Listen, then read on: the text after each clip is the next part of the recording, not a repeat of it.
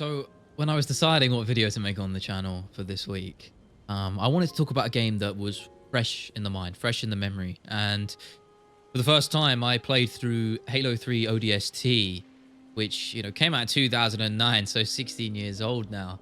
And it just felt very poignant to me because I think on its own, individually, it doesn't stand out as a masterpiece by any stretch, but it's a damn solid game. And the main reason it stuck out to me so much is because it brought me back to, the memories I had as a kid growing up with Halo. Even if I probably joined the franchise a little bit later on, my first experience with the series was with Halo Reach when I jumped from PlayStation 3 to Xbox 360 to play with my friends, and it just launched at the time. And something that I miss then, and I don't even think of it as nostalgia in any stretch of the imagination. I think literally the sense of community that game brought, that I don't think was ever really replicated in any other game, even now, years on, or rather the series as a whole, Reach in particular, because it was specific to me. But playing custom maps and playing on the Forge world and just that sense of intimacy and community was unrivaled, and it's something I really have a lot of passion for. And playing through ODST, even though it was a single player experience, thematically it had those same feelings. It brought them to the fore. And part of the reason that is because of how well put together the game is from an artistic perspective. Marty O'Donnell, the composer from all of the original Halo games, including ODST, put together an absolute masterpiece, which you'll be listening to right now. A sort of noir type tone, which differed from the Halo trilogy, which really connoted these themes of the unknown, discovery, and later on into 3, the sort of idea of grandeur and building to something bigger than Master Chief, the protagonist. And the difference with ODST, when you're looking at visually and the score and story-wise, it's very solitary and isolating. And I think that sort of jazz noir feel in the music perfectly reflects that. It's one of my favorite video game scores, and it's one I listen to a lot of the times when I'm working on my main MMA channel. But as I said, after I finished it, it made me just it brought back all these memories and all these thoughts, and I really just wanted to articulate them as best as I can, and my feelings for the whole series, because I've gone back and retroactively played all of the games from the mainline ones, and also Halo Wars, which maybe I'll talk about in another video, because I could talk about the game for far too long, because it holds a special place in my heart and not enough people have played it. But if we're just talking about the main sort of line of games, I don't think people, particularly who are probably a bit younger now, and even then I was on the back end of Halo, and I'm turning 23 in a month or so, but people probably who are younger than me don't realize the cultural impact that Halo 1, 2, 3, and I'd say Reach as well had on not just gaming, but it was one of the first sort of series that really exploded into a wider market. Like it became bigger than just the games industry. It was cultural icon, particularly the third game. And I think that's something people really don't see nowadays. It's quite a rarity to bring an IP like that and build it up and it be this big, especially in an era where games are so expensive and financially making new IPs is such a risk. It's not worth it. Hence why we see so many companies pumping out sequels and remasters to old games, because it's the safer bet. And Halo, didn't, the praise and the financial rewards it gained over time were never unearned. Combat Evolved changed the way console shooters were played. Fundamentally, every shooter is nowadays built for console is influenced innately by Halo and its subsequent renditions. And there's something to be said about that. And that's partly down to how effective Bungie were in terms of their team at the time. And even now, Bungie have always been the best at gunplay. And I stand by that. Destiny is one of my favorite franchises. I probably have the most hours in it as a series than any other game. And I've spoken about it before on this channel. I've made a video on it, but also I tend to touch on it in so many of these videos because the point stands that gunplay wise, I don't think there's a game that matches it. And of course, you don't have Destiny without Halo, sure. But Destiny stands on its own in terms of the pure core gameplay loop as just being unmatched.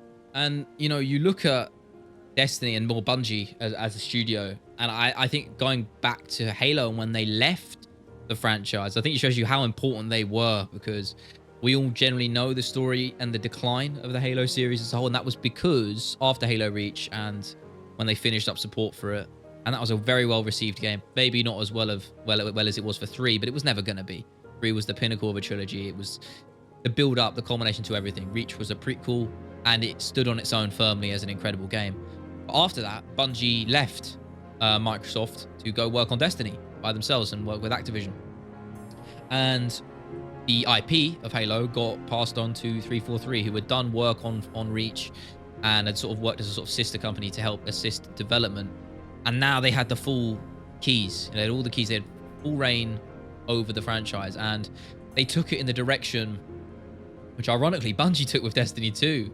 In 2017, is that they tried to cater to the casual fan base and neglected the core group of players, the millions of people really that played Halo and had come to expect, what Halo brought, and they shied away from that and instead appealed to the more Call of Duty style of gunplay. They had a creator class in Halo 4.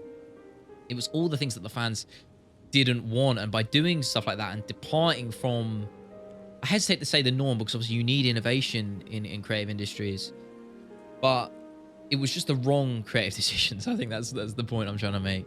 And it just alienated the fan base entirely. And Halo 4 was never well received from a gameplay perspective. Also artistically, the visual design, it just overcomplicated. It was noisy, visually noisy, with the whole Forerunner race. They were never fun to fight from a gunplay perspective, but they just looked uninspiring as villains. The Covenant and the Flood as well, of course, were so visually iconic.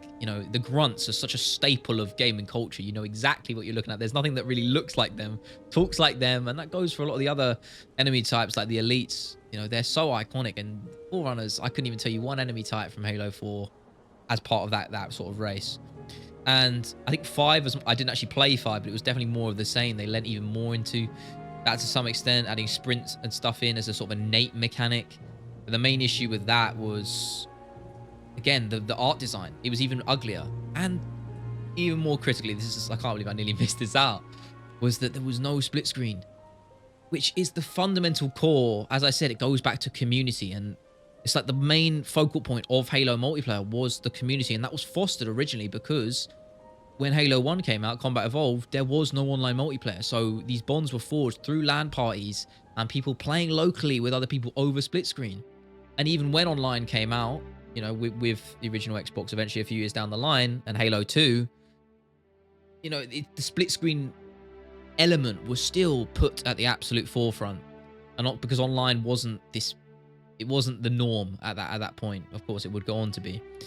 But Halo 5 was the first one which didn't have split screen, which I feel really marked the death, at least for a time, of the series. It was never going to be as good as it was at that point, because by doing that, you are completely culling, in my opinion, one of the most integral parts of what makes Halo, Halo.